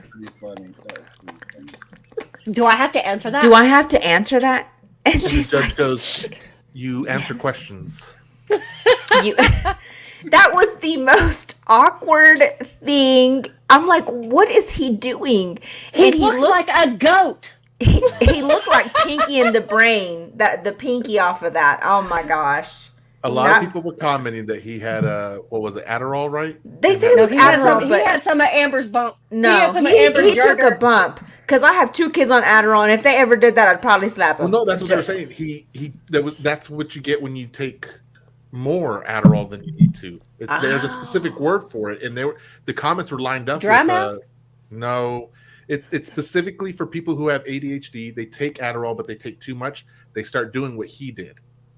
I don't remember what it's called, but anyway, it still was odd and weird, and the awkward silence was absolutely. And then they panned over to their reactions. They're like, yeah, their reactions. Yeah. They were like, what's going on? Yeah. Yeah. Okay. All right, Professor. I don't have another one. You don't have what? Okay. I mean, you guys stole all the good ones. What? That's probably true. I don't think so. I mean, I wasn't watching as closely as. Oh, okay. Okay, that makes sense. All right. Okay, so then I'll go with another one then. What was another fun one? One of Alejandro's greatest remarks, and he had some crazy stuff, y'all. He is vaping during his deposition. Okay? He is driving during his deposition, and you see everything's just moving in the background. But the gold, the absolute gold, is when he's like, Amber and her friend, I think Rocky for short, they want me to go through the apartment or the lot, whatever it was, the penthouse, to go through the penthouse, and they're like, yeah, but there's scratches. Someone's here, and he goes, he goes, it's the dog. The dog is because they were like lower level scratches. Someone's just tall. He goes, so for him, that was one of the last things he had said. So for him to go through the vaping, through I forget. He's like, I'll be honest with you, I don't even remember what I had for breakfast this morning. You sent me all those papers, and I didn't really read them either. And I just want to be done with this. Yeah, Alejandro was a legend. So Connie says, I didn't watch all this trial, but I watched the behavioral analyst guy, and that witness was a whack. Oh my God. Are you talking about the expert witness or Goatman? Oh, goat, yeah. Yeah. Okay, hey, all right, Carrie. Okay, so one of my things that I get into today. One of the things I loved watching during this was when they would pan to Ben Chu, who was Johnny's right-hand man, number one lawyer. And watching his face, he just looked like the whole time. And then he'd perk up and go, what? Just loved watching Ben Chu. Loved it. Yeah, whenever Ben Chu was the good one. When Amber... Yeah, he was like, Arsenio his fist Hall. pump, he's like... Yeah. He's like this. He's exactly like you said. He's like, he like fist bumped somebody. He was like, yes. I think he was like that dumbass done said Kate Moss. Oh, and then like there's other little TikToks of Ben Chew. Johnny brought gummy bears. Well, they were brought for him to trial every day. So he always had a little pile of gummy bears sitting there. And Ben Chew would kind of look at Johnny and take one, and Johnny would stare at him. What are you doing, boy? I loved it. So there's Rod says, bro, there's too many to count. Alejandro vaping was too classic. And Connie was talking about the tongue man. Oh my god. Okay. All right. Yeah, so those were the funny parts. But do you have any standout that were just, maybe it could be funny, but if there was just like, man, this was just a spectacular or emotional for whatever reasons, the standout for me was Amber's testimony when she was beyond the exaggeration, like where she could not make herself cry, and I just wanted them to like, can we take a recess so that she can get herself together? And then I learned later on that her acting coach had said when she's acting she can't cry, and I'm like, okay, wow. that right there solidified it for me, just knowing that she was acting the entire time, because it just made me so uncomfortable watching that testimony. Like, it was very uncomfortable. Like it, but then, like I said, as soon as they said when she's acting she can't cry, I'm like, I knew it, because she couldn't cry. There was not one tear, and the one time there was a tear, she didn't use her tissue that she had in her hand to wipe it, because it would have left white residue. So she used her finger. And today too, right? Like, remember when I commented to you, I was like, now she wants to cry? When they were reading the verdicts, Johnny's verdicts, as soon as they did the first one, today she was dressed very feminine. A far cry from all of the outfits and uniforms, looking like Miss Dr. Evil in one of them. Like she was filming, right. Like, who was her consultant? Yeah. Like, that's what I wanted to know. I'm like, y'all need to get the Halloween costume store. Yeah, I was like, you need to have some curves, be feminine, but she was very masculine in all of her outfits. I don't understand that. What the point was that? Well, I think it works against you when you're trying to testify that you were so vulnerable and what have you. So, I think ultimately that the tears today were all the birds coming home to roost, because this meant those were real tears. Because really, it was no way for you to back out of the Me Too movement, which is an important movement, to say, you know what, guys, I was lying. I thought maybe I could jump on and be the face and get some more, because some other actresses had spoken out very courageously against some real violators. Yeah, and they still had successful and won their cases. Right. And so she couldn't back out. And so her only Hail Mary hope was, if Johnny Depp and her kind of ended up with similar, or if the outcome was ambiguous, or if it wasn't clear that she was rebuked. But this clear rebuking of her story and kind of embracing of Johnny's story meant that she was lying, that now she owed money, and that her Hollywood career was over. She owes more money than what she already owes. Right, because her Hollywood career is at a severe standstill now, and it's over after this verdict. Yeah, Jamie and I and Carrie, we discussed that she's probably blacklisted. Like, oh yeah, like who wants to deal with that? Especially in this cancel culture. I mean, they're not. If you're not even willing to hire Johnny Depp to be Jack Sparrow again, who is Amber Heard for them to put their neck out for? I mean, think about it. If you're an actress and you actually had to go through the Harvey Weinstein real torture, the gymnastics team, and some of the Kevin Spacey, all these violators that you really had to go through. Andy Reid. How would you feel about working with an actress who just kind of, one, married a star so she could move her way up, and then lied about the abuse so she could She was trying to move past you. She was trying to move past you by being the face of the Me Too movement. Like you were one stepping stone, and then I'm gonna step on you again. Right. Like if like not the superstar actresses, but the actresses that were above her, which there were many. She was, if she was the face of Me Too, now that puts her up in the class that her acting talent and her on-screen performance didn't deserve to be, but that's what she was trying to do. And so I can imagine that even actresses would be hesitant to work with her. Even though I saw some Hollywood. Yeah, because you don't want to get slapped. She slapped her friend. Yeah. Oh, I see what you mean. But it's almost, think of it like, if I'm trying to get ahead of Jaime dishonestly, and then I get slapped down, why would Jaime want to work with me? Yeah. So this kind of, I feel like, we'll get back on the train in a minute, but this, what you're talking about, Professor, is kind of what Anita's talking about here, going forward. Do you think this are sort of cases for abuse people? And, us kind of rounding up our opinions of that, I think it has to. We felt like it did. Like it was a general consensus that we felt like it would hurt. Like it set back the Me Too movement. It sucks, and it shouldn't, but when you have, it's kind of like when you have one that comes out like this, then you're going to have other people who are like, oh, I should do that too.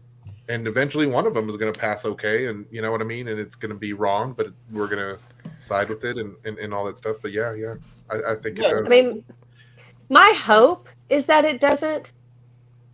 And I am very hopeful for that just because of my opinions about the case. I feel like people, hopefully, people who have been domestic violence or sexual violence victims, I think that the social media consensus was that they all recognized how full of it she was because of her behaviors on the stand, because of the way she was on video, not just from Johnny's mouth, but on video, saying how what she was doing to fight back, the way she was manipulating certain things.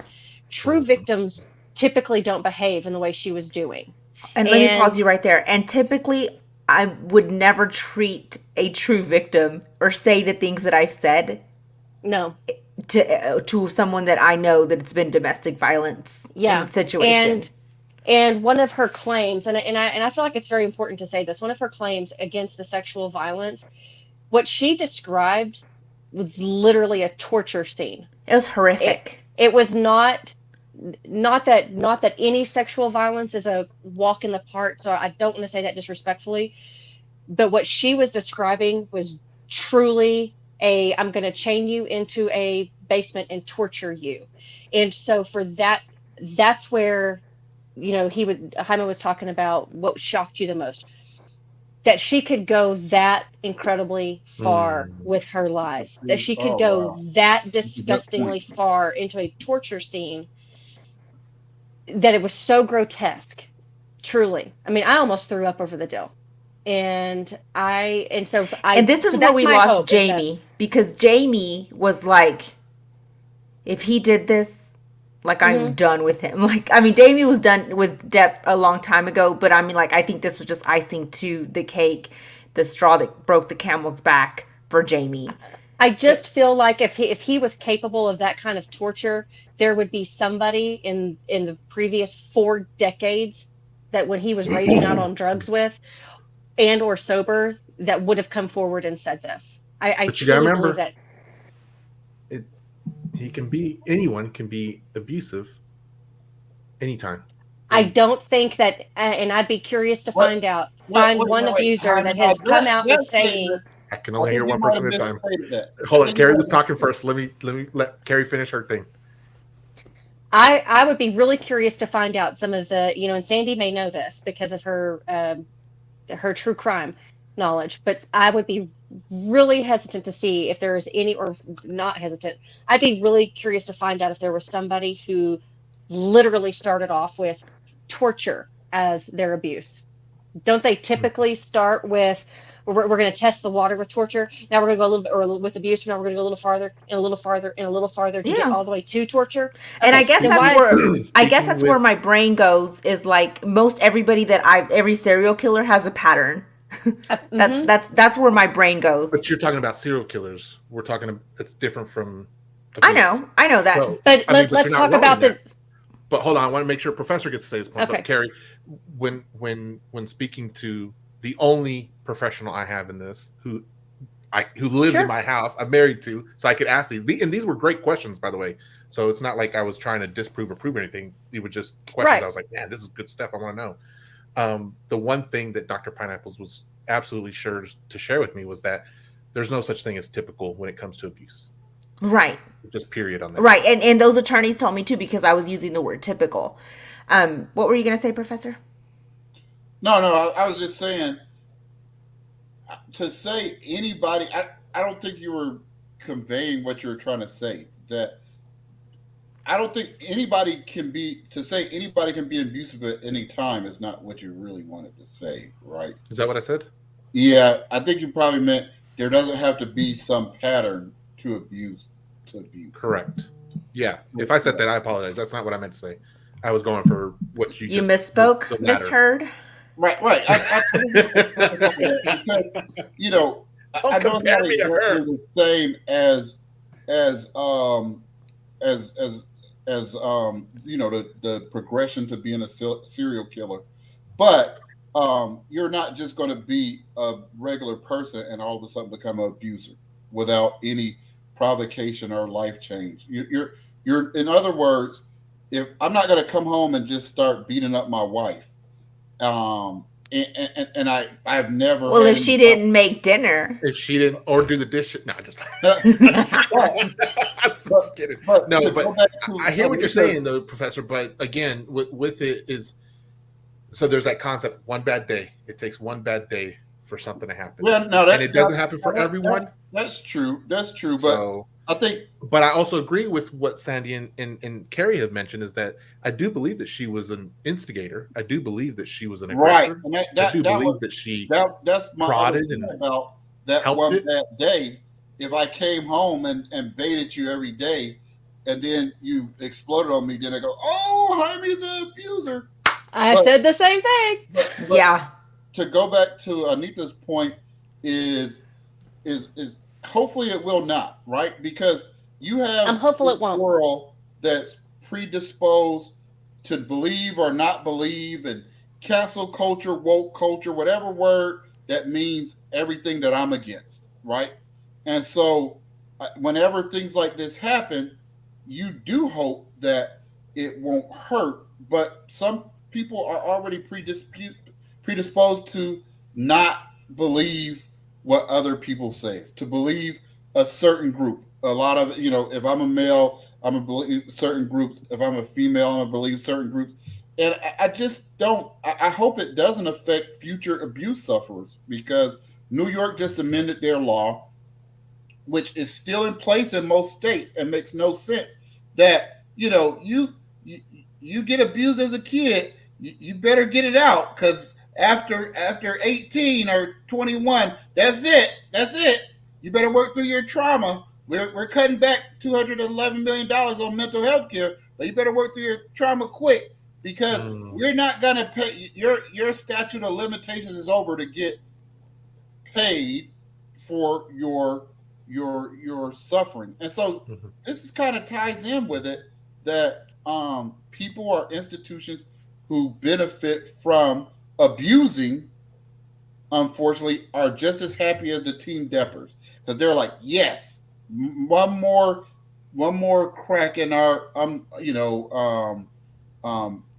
don't believe the victim kind of agenda. So that's one of the things, again, that I'm on with Anita's question, that I'm hopeful for, Anita, is that this is going to give encouragement and a voice to the victims who don't traditionally come forward in our society, which would be the men.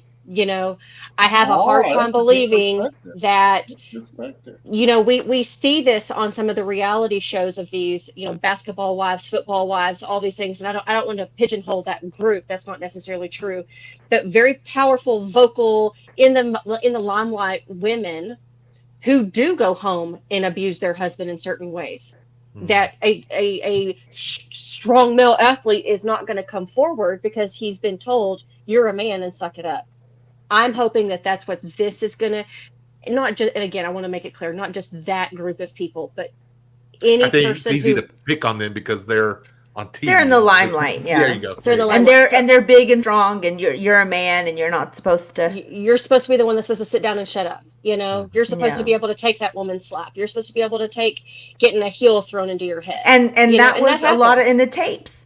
Amber was recorded saying, "Be a man, quit being such a baby. I just hit you like this, not like this." Yep. You So know- I'm you know- I'm hopeful that this is going to, the women who truly are domestic violence, or even men who are domestically, who are Been victims, abused. who have been abused, see through her crap. But the ones who don't traditionally come forward because they've been told to sit down and shut up, you're supposed to be strong, can be encouraged. That's what I hope. So And let one me thing get I this wanted to comment real mention- quick. Hold on, just one comment. It says, Connie says, the behavior analyst on YouTube points out that when she is acting and her forehead goes into a V, but when she's actually sad, she gets a sad horizontal line on her forehead, and all her sad moments were fake. That's Yeah. And then this is for you, Professor. Professor, just call me Chon. Yay! I'm in the crew. So I do want to say, like, yeah, for everything I am against for Johnny and Amber, again, I do believe, to quote Carrie, I do believe that both of them need to be canceled. Absolutely 100%. But Sandy and Carrie had mentioned, or one of you or both of you had mentioned something earlier to me. It was something along the lines of, like, you know, he can be, like, maybe he takes a hit financially this time around, even if this was before the verdict. the verdicts, and that, you know, it was Sandy. Sandy was like, you know, if they basically, he took a hit financially, and we don't hear anything again about any abusive issues that come out in his future relationships, this could be that kind of one thing, and that's his penalty for it. And I thought about that, and I was like, I think I can be okay with that. That you know, he does take that hit financially. That it's not like he was trying to hide it either. I don't feel like he was trying to hide his abuse towards her. I think he was more about just telling his He knew story. good and well what was going to be aired. Well, that's the difference here, is that she said everything that he ever did to him, but she never came out and said what she did, other than the recordings is what Yes. you heard her story. And so that leads me to another point. There was, like, comeback story. Sandy, Carrie, and I and others were talking about, you know, there's no way she's coming back for this. And I actually disagreed with them. I said, there's only one viable scenario that I see that she comes back from this in a good way too. And on top, right? People love comeback stories. The comeback kid. People can't get enough of it. You're underdog. The only way she can come back, in my opinion, would be for her to own everything. I don't know. I mean, this isn't the She ain't owning shit. this isn't the Kentucky Derby. She ain't even owning that turd on the bed. This is the only scenario I can see it being possible. Not saying it will.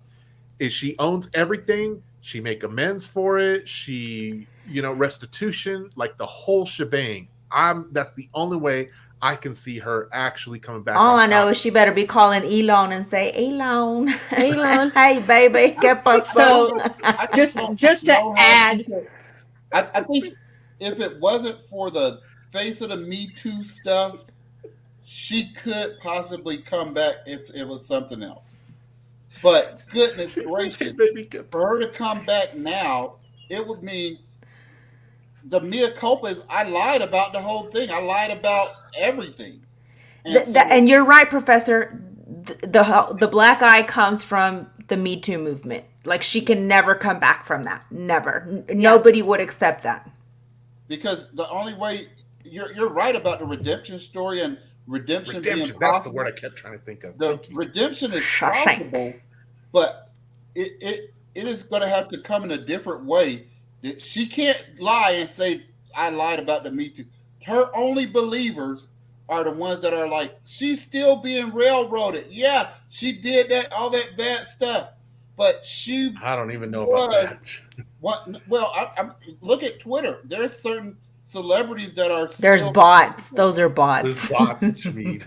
No. Amy Schumer is one of. Amy Schumer is one of them. We're messing with you. It was one of the things during the trial. The bots. So one of the other funny things that we all forgot to mention was when the gal in the gallery stands up and's like, "Johnny, this is your baby." Oh my gosh! I didn't see that. I didn't see that. I forgot about that. Because it happened after the trial was done for the day, and I had already clicked off. And then Sandy was like, "Did y'all see?" And Carrie was like, "Yes." I was like, "Dang it!" Yeah, some little psycho. She's like, "Oh, I was just kidding. I was just kidding. This ain't Depp's baby." Is that what she said? They interviewed her after that. So look, Anita's like, #next case. Connie Bird says that turd cost her $15 million. Oh my god. Tron's like, pay up, Amber. Connie didn't see that. Yeah, it was in. I don't know if I'm sure you can find it on YouTube, but yeah, she got up and said something 4 weeks ago. 3 or 4 weeks. Yeah, ago. This has just been a blur because wasn't it right? It was like after. It was when Johnny was up last for his case. I don't remember. Took that week vacation. Was it before or after they asked the security guard about the privates? It was after. It was after that. Oh, it's like Johnny Depp was trying to piss. He had to piss down. Yeah. I was thinking a security guard in the galley. Yes, security guard. That was the same security guard that was on Camille today. And he was in the background every day just laughing and like, oh my gosh. Yeah. It was a lot. So, yeah. There was a lot of funny moments, guys. Go back. YouTube has been filled with the videos. There's so many clips. There's so many funny. If you want to find out more about it, just so much crap on TikTok. Just scrolling through TikTok, you'll find it all. Hilarious. I just want to give some props to Elaine and the team over on Amber's side. Yeah, I feel they tried. Yeah. Like, what do? A lawyer, a team of lawyers had to defend her and believe in it and try so hard, even after she railroaded them. Oh, okay. She made Elaine cry. Yes, Elaine was in the restroom. I want to say they said like almost daily crying, and the people out in the foyer, whatever, hanging out, they would be like, "Hey, you're doing really good." They would try to pump her up because Amber. It can't be easy. Amber was constantly handing her notes, and she was also berating her. There was on the stand. There was 2 times in the trial. I don't know why they didn't use it. Not 2 times. There was 1 time when the judge told her twice, "Go back and sit with your team." She ignored the judge. She was like, "Peace." Damn, she kicked that door like, "Let's get this," and she left her team standing there, and she walked out with the bailiff. Gosh. Okay. And on the stand said, "That's not my job." I knew this was going to be a show from the very first day. So the very first day we came on, and I was talking about it on Suds that night. I said, "Oh, this crazy thing happened on this." I was just going to start watching this trial, but Amber Heard's girlfriend/wife, I don't know which, significant other, traveling companion, told the judge that, "Hey, the witness is posting up on Twitter right now." Yeah. Oh, and that, and then the judge kicked her out and was like, "I want to remind everyone not to do this." And so on day 2, when she came back, they were like, they had to wait for a thing to start because it turned out that the witness did tweet that. But it was a tweet from the years when Johnny was on trial in the UK. Yeah. And so Amber's significant other had actually taken a picture of that tweet, cropped out the date and time specifically, and just left a picture of Johnny and the quote. More evidence of false gave that malice. To Amber's attorneys, who took that to the judge. So when the judge found out, she was pissed. She was like, "You get out of my courtroom for the remainder of the trial. You're not coming back in here." I was like, "That's all she got? You're lucky." Yeah. Another point of the trial, if somebody wants to watch something with a little more. Oh, I think thought she clicked. There's an Amber Alert going on. Sorry. Oh. My phone was just ringing with an Amber Alert. Oh yeah. Go to YouTube, and Jaime, you may find the link real fast. The one about the lawyer who was in the gallery that I sent y'all. Yeah. That was a really good one if you want to see something serious. From a professional standpoint, he was watching the jury, and it was when Amber was actually on the stand and how the jury was interacting with her. I thought that was really interesting. And the way she kept an eye on the jury too. Let me catch up on some of these comments. That was Jimmy, we're keeping you longer than what you need to be because you're a different time zone. So Connie said, I wasn't there after I left. Was Johnny really coloring? He can sell his drawings. He doodled quite a bit.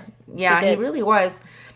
The lawyer objecting to their own damn question, like, duh. Yeah, that was pretty funny. On that real quick, that happened. He meant to say strike. No, yeah. So I actually checked up on another lawyer who said that happens often. So it was not limited. And because Depp's lawyer, Camille, did it too. And Chewy did it. I've been calling him Chewy because I like that better. But we just made up names for everybody. And props to Judy, the court reporter. Who was Betty for the longest time. She was Betty until we found out she was Judy. Yeah. Okay. Are we caught up? Yep, that's it. I can't find it. That's okay. CPJ, but maybe we can find it later and post it up in the comments later or something. But okay. So one of the main points for me, guys, and it was at the end. This is the thing where I was like, before this happened, I was like, I'm feeling pretty heavily that Johnny's going to lose his defamation case. And to be honest with you, there was a lot that, in my opinion, he should have lost, legally speaking, not public opinion stuff. Legally in the case, I thought he should. But Amber started making it way more easier and easier, in my opinion, as she went on. So literally a minute or 2 minutes before she is done, before they rest their cases, Amber comes out of the woodwork and she basically says that she wrote the op-ed specifically. Yeah, twice. Specifically wrote the op-ed against Johnny. Yeah, and it was all like, she admitted it. You had one job in 6 weeks. Right. And in the last 2 minutes, you screw yourself majorly. Majorly. And then I was like, okay, never mind. I just took all my opinion. I was like, Johnny's gonna win this now because this nincompoop was like, I am so excited to hear about the jury. Thrown herself. She'd already thrown herself under the bus once prior, making the same statement, and we'd caught that early on. I'm like, trial is over, man. She's already admitted she did it because of him, but she solidified that shit at the end. Mm-hmm. Oh my gosh. It was literally like, Connie said, I got it. They made it sound like they objected to the person's answer because they asked a question that they didn't know the answer to. No, so you do an objection for what, again, reading. If you ask a specific question, your answer can only be related to that question. When you start going out on tangents, for example, like if I ask the professor, hey, professor, what color is your shirt? And he tells me all the colors that are on the shirt, but then he starts telling me, well, I got this from Kohl's or, whatever, and they had a sale on it and all this. And then if I asked him the question, I wouldn't say objection to it. I would say strike everything after he answered, after the last words. And I would say the words that I wanted. After he said purple. Yeah. Yeah. So after he said purple, I'd say strike everything after purple. Then the judge would say yes or no to that and accept it. What that does is Judy, who's the court reporter, she will actually literally strike that any line after purple, as long as the judge approves it. She'll make it so that doesn't appear in the record again. Now, if the question was asked from the opposite lawyer, then the other lawyer would say objection because it's out of scope. Has nothing to do with the question that was asked. There was so much fun stuff to learn during the trial. I'm not lying. I mean, you learned a lot, but Facebook accredited. It's not too late to go to law school. I can't do that. I just will watch it. So look out for the bus, Amber. Oh my gosh. She was driving it. She was driving it sometimes, and she was driving it over herself. She was like, yeah, she was. Gosh. It really was oversold. Think about it as a lawyer and your client. The closest that we would have to that is when we have to go up to the school for one of our kids. And what we need when we go up there for that meeting is for them to be on their best behavior during that time. Because if you're going up there and they're doing the stuff that you're... And acting like a goat. Right. They're going up there to talk about. I can't blame her lawyer for being in the bathroom crying. And so, add into it some possible alleged substance issues that we may or may not have witnessed from Amber. She is a nightmare client. Yeah. Mm-hmm. But you know what? I can't fault Amber 100% because when the first psychologist came up from Johnny's side, like she suffers from a mental health disorder. It's clearly defined in the DSM, which is the diagnostic manual. But you don't take bumps to self-medicate, bro. All I'm saying is, so the bumps, with or without the bumps, her narcissistic behavior is a diagnosable thing. She does have an issue. I'm not excusing her. I'm just saying people with that, like Amber specifically, it's tough for her life. Yeah, histrionic, not bipolar, histrionic personality disorder. She craves the attention on her to the degree that it doesn't matter who it hurts around her. Anyone, doesn't matter. That's the part where I'm like, man, that really sucks because the people around her are being hurt by that, and she's hurting these, and she doesn't see that. Like, there's literally a physical incapability for her to see that, and all she cares about is self. Let me just tell you this. I'm not saying she's not guilty of her things. Consequence. We talked about that at the beginning. There's still consequences for your actions. So I just recently learned that she had a baby. Oh, yeah. And I didn't know that. It was not Johnny's baby. Yeah. I feel like it's her and Elon Musk's babies because they had a whole court battle over frozen embryos. I think he wanted them destroyed and she wanted to keep them. I think the jury should have said, you will be awarded Johnny's Island, but you have to live there like Tom Hanks. And she would have said, Wilson. We'll give you a volleyball as your prize. But anyway, so I feel sorry for that baby. Yeah. And going back, I do definitely feel sorry for her legal team. They were jerks at points, but I remember telling Sandy and Carrie, I was like I'm not gonna lie, I wouldn't mind having Rottenborough on as my lawyer because Rotten Bottom, him too, because between them both, I was like, but Elaine, Elise, whatever. I'll tell you what, the judge was her best friend because there were many times where she was given a sympathy overrule or sustain in her benefits because she just kept getting objected to, and then she kept arguing. I don't think it's an objection. She said, "I can ask that. I can ask that." And then the judge would go, "Sustain. Next question." Yeah, like that judge, the patience of Job, y'all. That judge. Oh my gosh, she was a rock star. She was a rock star. Did you know that the judge in the UK trial, after his verdict for Johnny, he retired? Strangely retired, they say. Huh. Did he retire, strangely? Or was he removed from the earth? Was he Clinton? Did they retire him? Or? Was he Epstein? Was he Epstein? I don't know about any of that. All I know is that he retired afterwards. He retired comfortably. There was some stuff on his own island. Yeah. And he has a Wilson volleyball too. Right. Yeah. So Connie says Miss Vasquez was my favorite lawyer. She didn't let Andy get away with any of her evasive answers. I love that. She's amazing. Even keel. She was succinct. She was like, she's pretty. It's Amber. No, you're not gonna. I'm asking the questions now. You're gonna answer my questions. Your lawyers will have. Oh, look at Sean. He said payoff. I'll tell you, and another thing that I hope that comes out of this. That's exactly why I wore it, Professor. Oh, gosh. The thing that I hope comes out of this, too, is that there are some seniors in high school and juniors in high school who were mature enough to watch this, and they go, I want to be Camila Vasquez whenever I grow up. Right? My kiddo, my oldest, that's what she was feeling. She was like, who is she? I really like her, Dad. Yeah. It's like, yes. Yep. All right. I know we've kept everyone up long. I know. But it's been so fun talking about it. I've been having a great, but I know everyone needs sleep. So here's what I want to do as we objection. We're staying longer.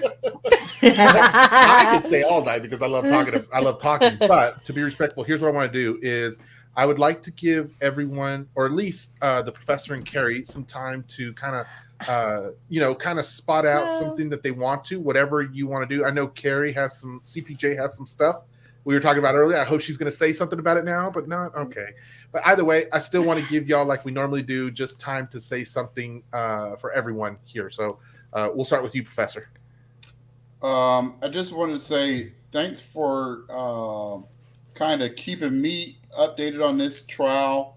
It's a rough time. Every day it turns around, there's another mass shooting. So really, this show has been great for my mental health to keep my mind off of that kind of stuff. So thanks for that, and I hope something else funny comes up next for us to voyeuristically watch. Thanks for your help, Professor. Thanks, Professor. Okay. I just want to say I have really enjoyed the last 6 and 7, however long weeks that our little text group has had watching this. But I do want to say that if you know somebody who is struggling with domestic violence and you can lead them to some guidance and lead them to some help and lead them in a way of safety, as many jokes as we've told about Amber, if we all know that there was some stuff, and I'm glad she spoke out. I hope that that's giving somebody some encouragement. I hope that that's giving somebody that otherwise wouldn't have a voice to stand up for themselves, to recognize that you are valuable, you are worthy, and no one should ever disrespect you under any circumstances. And so there is somebody here to help. And so we'll, hopefully at the end of this, we'll have a domestic violence reach out hotline if something, whatever needs to happen. I don't know. But you are cared for, you are loved. And I hope that there was the right light shined on the right things through this trial. Amen. Thank you, CPJ. Appreciate that. Over real quick, Sandy, so I can type that in there real quick in the comments. Yes. So I just want to say, I don't know how to move any of you people around. Over there in that box. Yeah. So I just want to say tomorrow I will be doing my show. I will actually have a local rape crisis center spokesperson on the show tomorrow. Rape with an R, right? Yes. Okay. I want to bring light because of Amber and the sexual abuse allegations. I feel like we do need to talk about it. I feel like we need to talk about what resources are available, what we can do in our community. And so I will have a local professional that works in that environment to help us. So tune in, Sandy Talk Sheet, 9 Central time. And hope you guys can hop in. Professor, thank you so much. CPJ, thank you guys so much for being on tonight. You said tomorrow night, right? Tomorrow night for my show, yes. Okay. All right. Sounds good. And for me, everyone, I just want to say, first off, it's been an amazing roller coaster. I hate that I got wrangled up in this, to be honest with you. For those of you who don't know, I'm pretty mad at you. I will be suing you. I started I need this punitive because damages. I was interested in psychological behavior of people who commit crimes. And after seeing some people who were going through that, I thought to myself, oh, I want to see what a trial looks like. So that after I see the interrogation, and there were psychologists who were speaking on it and speaking just from a psychological standpoint, I was like, I want to see what a trial looks like. And I was like, so that was a Friday. So then I was like, okay, we'll see what trial shows up on Monday. So I searched for live trial, and I saw Johnny Depp and Amber Heard, and I was like, okay, we'll just start there and see what happens. And here we are 6 weeks later, ending it tonight. And it's just like, whoa, I did not see any of this happening. Now what? Yeah. And so, I was like, and I remember telling Sandy both days, I was like, this is what's happening, Sandy, this is what I'm doing. Oh my gosh, it's crazy. And then, that Wednesday, and she finally hopped on the train, and then everyone else started, the world. So it wasn't me. It was Sandy, that's just the day. But yeah, so I'm happy to have gone through this. As I don't long know as if we'll you're have on, another Rod. one come up soon, but I'm open to it. If there's appeals, we got to be talking about it. We got to we be will. talking about it. We'll follow up with that for sure. With that being said, everyone, so Suds will be going on our hiatus. So we will be breaking. Monday is going to be our last episode for this season. So Sandy and I, and we'll see whoever else shows up and what we'll be talking about. But that'll be our season ending right there. We don't know when we're going to come back, but normally we come back like around school, right after school starts, after everything's been settled down, and then we'll come back so that we can close out the rest of the year. So be coming back ready for Pineapple Project stuff, for more guests, more shows. I've already got guests lined up for us for next season. And but we'll still be around. But Monday will be our last talking episode. sheep.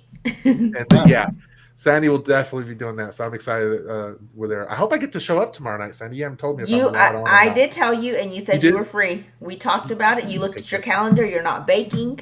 Oh, that's right. You're right. I did check that out. Okay, so I'm excited about that. Uh-oh. What is he boo? Oh, because we're going off. Because we're going off.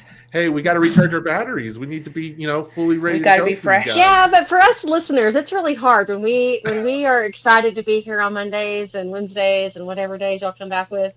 Aww. It's kind of hard for not to have little capers thrown at you every now and again. I know. Thanks, Carrie. He's like, and I promise to be the best pineapple project. You love me. You really loved me.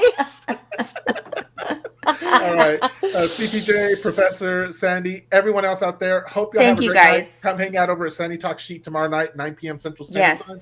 And with that said, we will talk to y'all later. Love y'all. Have a good night, everybody. Bye. Enjoyed it. Bye-bye.